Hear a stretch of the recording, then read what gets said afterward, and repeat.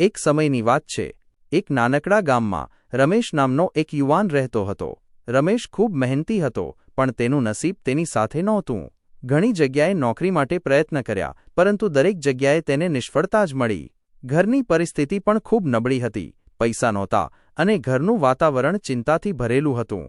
રોજ સવારમાં રમેશ કામની શોધમાં નીકળતો અને સાંજે થાકીને ખાલી હાથ ઘરે આવતો। આ રીતે ઘણા દિવસો પસાર થયા। એક દિવસ તે ખૂબ નિરાશ થઈ ગયો। તેને લાગ્યું કે હવે તેની પાસે કોઈ રસ્તો બાકી નથી। તે દિવસે તે સીધો ગામના મેલડીમાના મંદિર ગયો।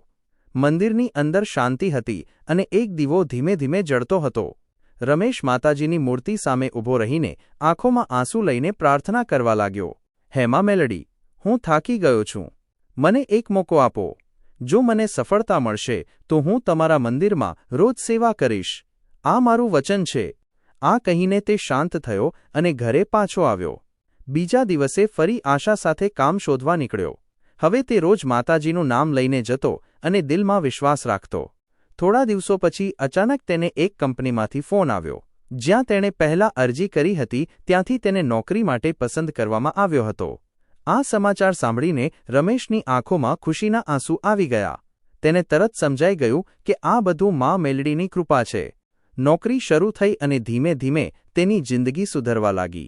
ઘરે પૈસા આવવા લાગ્યા અને સુખ શાંતિ પાછી આવી। પરંતુ રમેશે પોતાનું વચન ભૂલ્યો નહોતો। એક સવાર તે મીઠાઈ અને ફૂલ લઈને ફરી મંદિર ગયો। માતાજીના ચરણોમાં માથું નમાવીને કહ્યું, મા, આ બધું તમારી કૃપાથી થયું છે।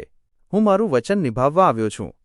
તે દિવસથી રમેશ રોજ મંદિર જઈને સેવા કરવા લાગ્યો। મંદિર સાફ કરવું, દીવો પ્રગટાવવો અને ભક્તોની મદદ કરવી। હવે તેના મનમાં શાંતિ અને સંતોષ હતો।